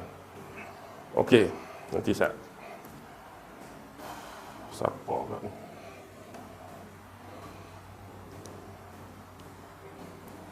Halo Ustaz. Oh, halo Ustaz. Saya, patut pun. Halo Ustaz, saya Ahleng. Itu murid Ustaz Cina punya orang, mekanik motor relau. Apa itu roda dharma, apa Tri Ratna, apa Pancasila? Apa benda? Ahleng. Okey. Macam ni. Ni bukan orang Islam ni. Ni seorang Cina. Nama dia Ahleng. Ahleng ni tak ada kena mengena dengan Ahleng zaman Saja Hasan dulu. Zaman Saja Hasan dulu pun Ahleng juga. Ni bukan. Jadi Cina Ahleng ni dia duduk di relau tu. Kerja dia mekanik motor. Jadi kalau saya pi tukar minyak enjin ke, pi apa, orang Kelantan kata terik rata, nak kata apa bahasa sini terik rata ni. Rantai kita tu kendok, dia bagi tegang rantai tu kan, saya duduk sembang lah dengan dia. Kan banyak depa ada patung-patung Buddha tu. Saya duduk cerita pasal agama lah dengan dia, duduk cerita. Lepas tu saya duduk cakap banyak dengan dia, dia kata, "Oh, hang banyak tahu ah. Nanti apa-apa aku tanya dengan hang." Jadi ni dia tanya sungguh. Dia duduk dalam keadaan tu dekat setahun dah. Bila saya pi saja pasal motor, mesti cerita pasal agama Buddha dengan dia. Jadi ni dia duduk tanya. Dia duduk tanya roda apa ni? Roda Dharma Triratna Pancasila. Oh, macam-macam. Nanti Indonesia Pancasila lain, dalam Buddha Pancasila lain. Okey, macam ni lah lebih kurang. Tak apalah, sambil-sambil. Jadi soalan dia ni penganut agama Buddha. Penganut agama Buddha yang jenis kalau kita orang Islam bukan jenis orang semayang mana. Faham tak? Jenis dia menganut agama tu bukan dia tahu sangat pasal agama dia sendiri. Dan dia pun bukan selalu semayang, dia kata. Jadi dia tanya soalan pertama tentang roda Dharma. Tahu tak roda?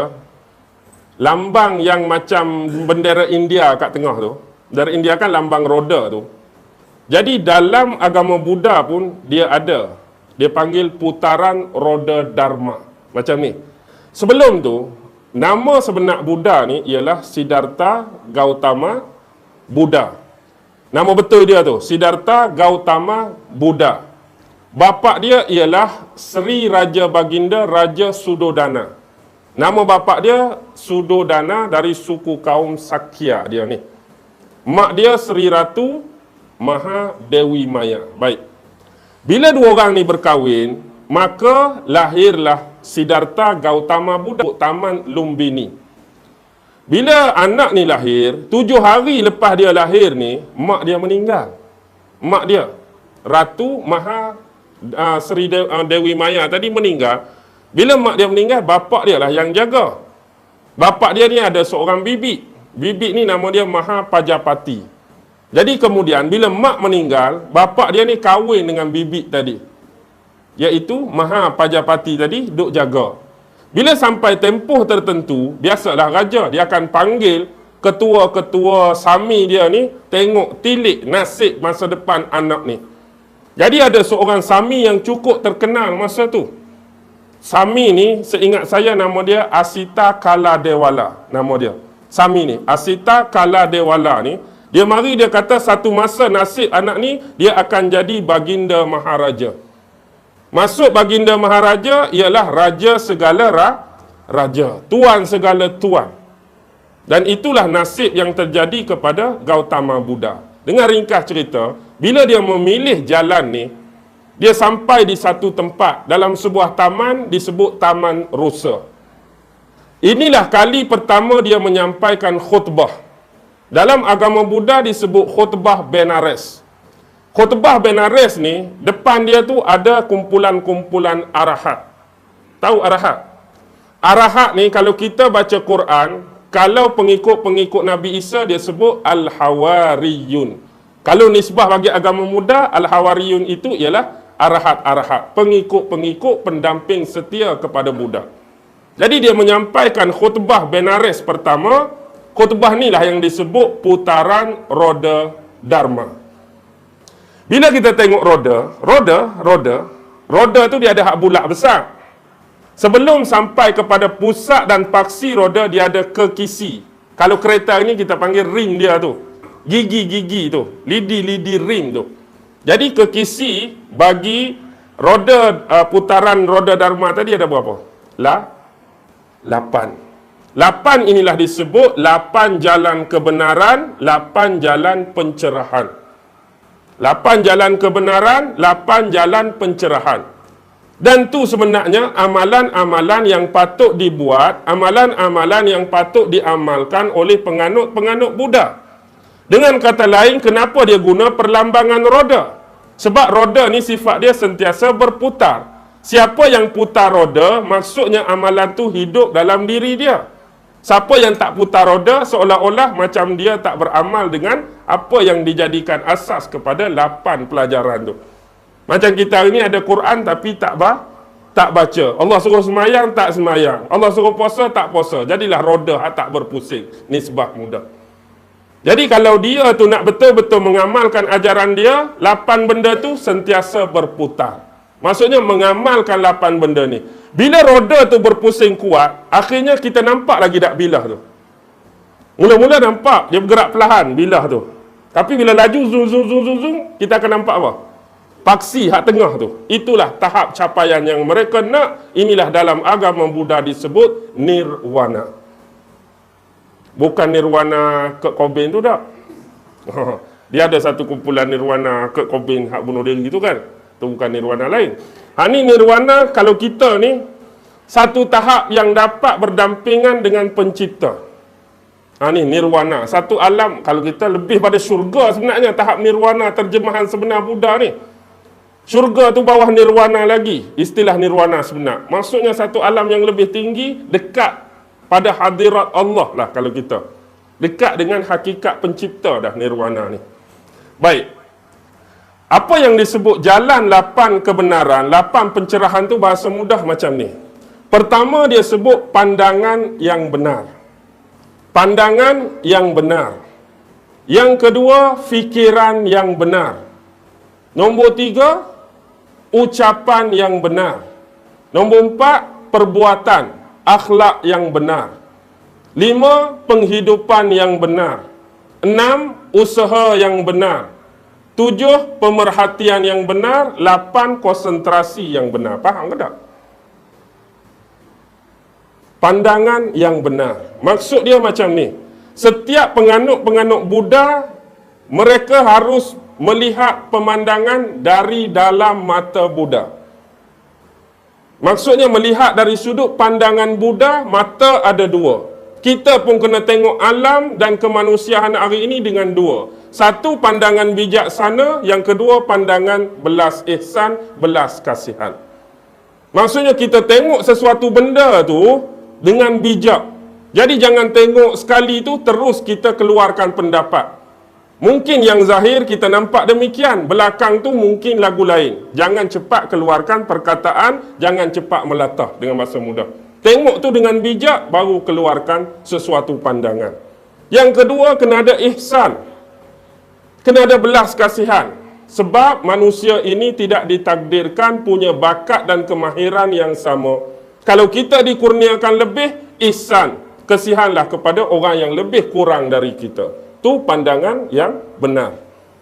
Yang kedua disebut sebagai pemikiran yang benar. Maksudnya hidup kita hari-hari, fikir hanya benda yang baik, benda yang positif dan pikiran-pikiran yang jernih. Jangan duk fikir benda mengarut. Jangan duk fikir benda negatif. Fikiran yang baik, fikiran yang betul, fikiran yang jernihlah akan menghasilkan karakter-karakter dan peribadi yang baik. Fikirkan apa yang kita fikirkan. Diri kita tu sebenar apa yang kita fikir. Betul ke tak? Kau fikirkan kau boleh tu tak? Lagu. Bila kita fikir kita boleh, memang boleh. Jika kita fikir kita tak boleh, memang awal-awal lagi. Kita memang tak boleh. Sebab kita fikir kita tak boleh. Kita tu apa yang kita fikir. Okey, yang ketiga, ucapan yang benar. Jauhilah pembohongan, jauhilah pendustaan, jauhilah penipuan. Ucap benda yang bagus, benda yang baik, benda yang berilmu, benda yang bermanfaat. Tu dari ucapan yang benar. Peribadi, nombor 4, perkerti yang benar, akhlak yang benar.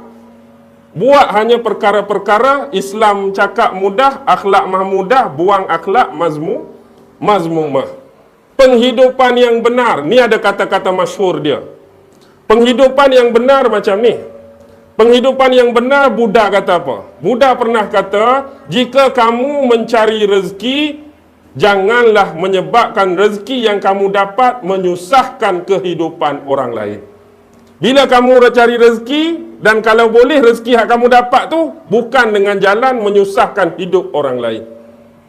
Yang kedua dia sebut tentang penghidupan ni, jika kamu mencari kebahagiaan dalam hidup dan kamu berjumpa kebahagiaan, janganlah sesekali kebahagiaan yang kamu dapat tu dengan jalan menafikan kebahagiaan orang lain. Seterusnya ialah apa dia? Usaha yang benar. Usaha yang benar di sini merujuk kepada jalan yang sebenar menuju kepada Tuhan. Bukan bersifat dunia ni. Usaha nak menjadikan kita tu dekat dengan Tuhan. Ibadat-ibadat, ritual-ritual, amalan-amalan dalam agama Buddha, itulah usaha yang benar. Jadi tinggalkan benda yang bersifat fana, hancur ni. Jadi pergi hak kekal Tuhan pencipta kita. Pemerhatian yang benar. Jadi kata-kata harus benar, perbuatan harus benar, semua. Yang akhir sekali konsentrasi itu, inilah dipanggil tahap meditasi.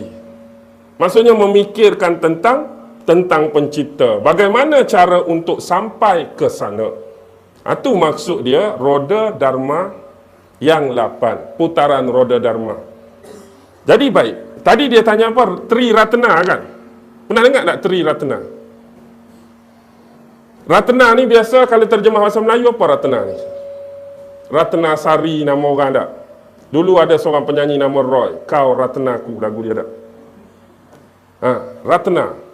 Tri Ratna ni bukan macam Trinity. Kalau saya sebut Trinity tahu? Trinity ni macam Kristian punya pegangan akidah, itulah Trinity.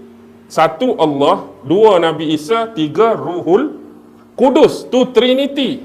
Dalam agama apa tadi? Agama Kristian. Dalam agama Hindu ada Trinity. Tuhan Brahma, Tuhan Vishnu, Tuhan Shiva. Dalam agama Buddha ada Trinity. Buddha Dharma, Buddha Amitabha, Buddha Maitreya. Trinity. Baik. Sekarang dalam agama Buddha, kalau kita kitab Al-Quran, Yahudi kitab Taurat, Injil kitab Isa sebagai contoh, mereka ada kitab-kitab yang namakan Tripitaka. Bukan Triratna lagi ni, Tripitaka. Bahasa Sanskrit, Tripitaka bermaksud 3 bakul. Tahu bakul? 3 bakul lah, Tripitaka. 3 bakul, kitab pertama nama apa? Sutta Pitaka. Kedua, Wisaya Pitaka. Ketiga, Abhidhamma Pitaka. Ni kitab asas agama Buddha. Sutta Pitaka, Wisaya Pitaka, Abhidhamma Pitaka gabung jadi Tripitaka tadi. Baik, yang dia nak tanya Triratna. Triratna saya nak sebut. Pertama Buddha, yang kedua Dharma, yang ketiga Sangha. Oh, tak tahu semua Ustaz. Buddha tu Buddha lah. Buddha tu Buddha.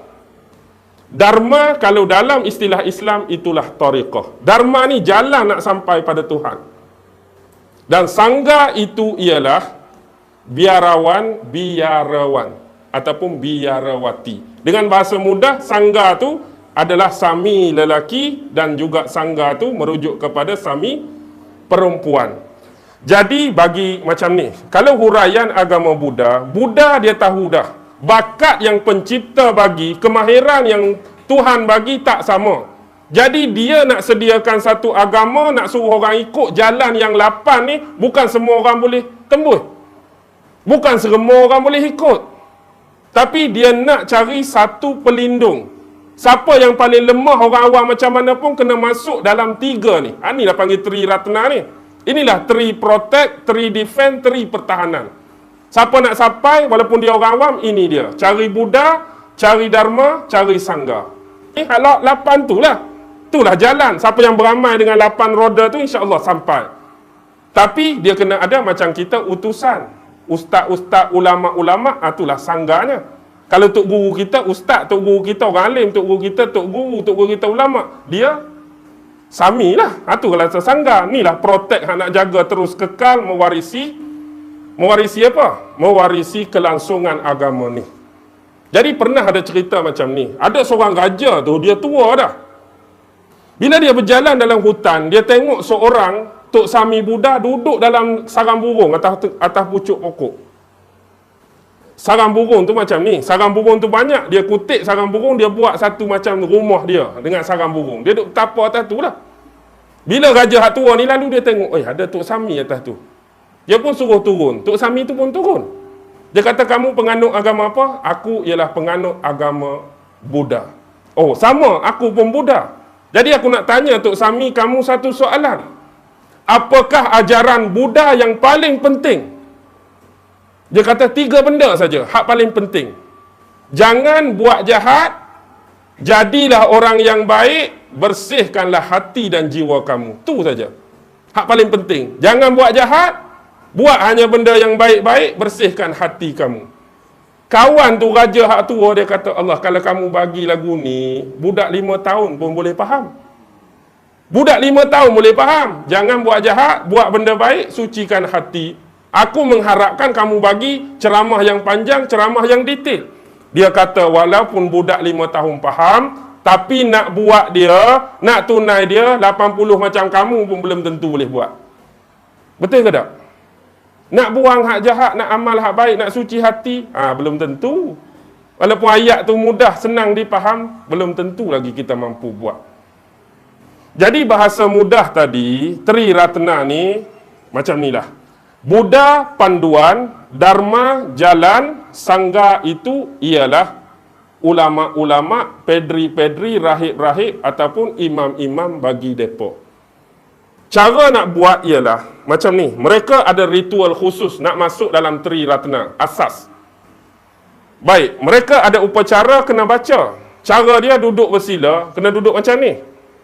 Ini lakonan semata-mata, tidak ada berkenaan dengan yang hidup atau yang mati. Jadi kena duduk macam ni, mereka kena ucap ini depan bihu. Bihu ni wali mursyid lah kalau tarikat kita. Kalau yang perempuan dia panggil bihuni. Bihuni hak perempuan, jantan bihu. Kalau tahap sangga tu umum macam ustaz mana-mana, tapi tahap bihu ni wali mursyid. Wali mursyid nak bagi dharma ni jalan. Cara dia ialah, wahai Buddha, aku akan pergi kepada kamu, maka lindungilah aku. Wahai Dharma, aku akan pergi kepada kamu, maka lindungilah aku. Wahai Sangha, aku akan pergi kepada kamu, maka lindungilah aku. Maksudnya dia masuklah dalam tu di bawah bimbingan wali-wali mursyid tadi. Jadi dia duduk dalam mana? Dalam Tariqah Dharma. Tariqah Dharma tu 8 tu lah. Bimbingan daripada ustaz dia, wali dia, amal 8 tu, insya-Allah sampai dia pada tahap pencerahan yang Buddha sampai. Tapi bukan Buddha Dharma, bukan Buddha Maitreya, Buddha hak tengah, Buddha Amitabha. Dan Buddha Amitabha ni tak ada berkenaan dengan Amitabh Bachchan. Amitabha saja. Buddha Maitreya tu tahu tak siapa? Kalau saya cerita jangan terkejut. Hakikat hujung Buddha Maitreya bila dia cerita dalam 3 kitab dia ni, sifat-sifat kelahiran dia, bagaimana dia hidup, Buddha Maitreya lebih menjurus kepada siapa? Nabi Muhammad sallallahu alaihi wasallam. Sifat-sifat Buddha Maitreya sebiji dengan kisah Nabi Muhammad. Sebenarnya agama-agama yang terasing ni terhasil daripada kitab-kitab lama, daripada ajaran nabi-nabi yang dah jauh, akhirnya diselewengkan oleh jin, iblis dan setan. Jadi hak asal itu masih banyak lagi kesamaan. Juga macam Hindu. Tengok Kalki Avatar. Mereka duk tunggu Kalki Avatar muncul hujung zaman. Padahal Nabi dah Kalki Avatar tu. Dan tak ada kena mengena dengan filem Avatar hak orang warna biru tu. Tu Kalki Avatar. Kalau Buddha Maitreya tu. Buddha Maitreya itulah Nabi Muhammad. Cuba baca, cuba kaji, insya-Allah anda akan bertemu dengan segala sifat dia tunjuk sebiji. Ada tak Buddha duduk padang pasir?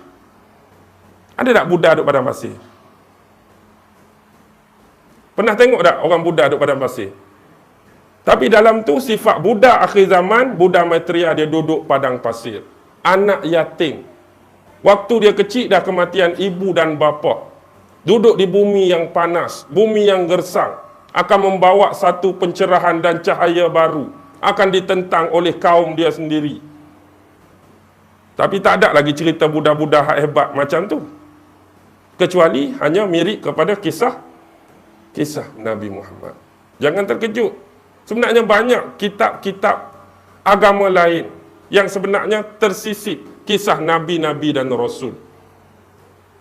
Kisah Nabi-Nabi dan Rasul banyak. Tapi kita perlu buat analisa dan kajian. Okey, abaikan Pancasila. Pancasila betul lah abang kata tu, Indonesia. Itu rukun negara. Pancasila dalam nisbah agama Buddha ialah pengakuan untuk tidak melakukan 5 perkara yang terkutuk.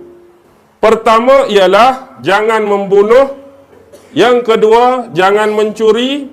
Yang ketiga, jangan berzina. Yang keempat, jangan berbohong. Yang kelima, jangan minum arak atau minum minuman keras atau memabukkan. Itu Pancasila dalam agama Buddha. Sebab tu dia kena ada ritual depan bihu juga. Kena duduk macam tadi. Aku bertekad melatih diri, menghindar diri daripada membunuh semua makhluk-makhluk yang hidup dan bernyawa. Macam nombor 1, jangan membunuh. Aku bertekad, iaitu melatih diri, menghalang diri daripada mengambil hak dan barang yang tidak diberi. Maksud faham tak? Barang yang tidak diberi ialah jangan mencuri. Nombor 3, aku bertekad melatih diri, menghindar diri daripada melakukan asusila. Asusila tu berzina. Dapat dah malam ni asusila. Kalau acu sila, dia suruh bersila. Ni asusila. Yang nombor 4, aku bertekad melatih diri, menghindar diri daripada melakukan pembohongan, penipuan dan pendustaan. Jangan cakap bohong.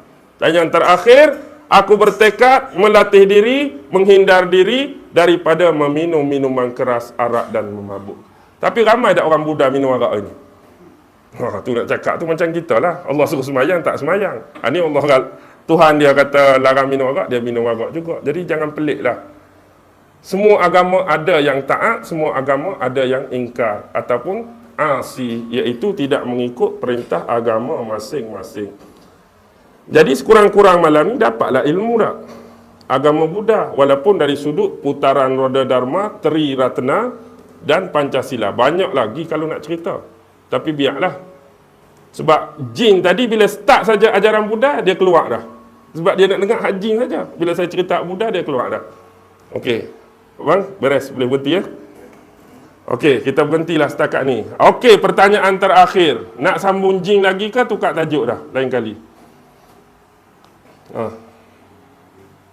Saya terbuka ni. Ikutlah. Nak sambung lagi ke? Nak tukar? Ada lagi sambung? Memang ada lagi lah. Sebab dia lagi ramai daripada kita. Memang tak berkehabisan. InsyaAllah ada lagi.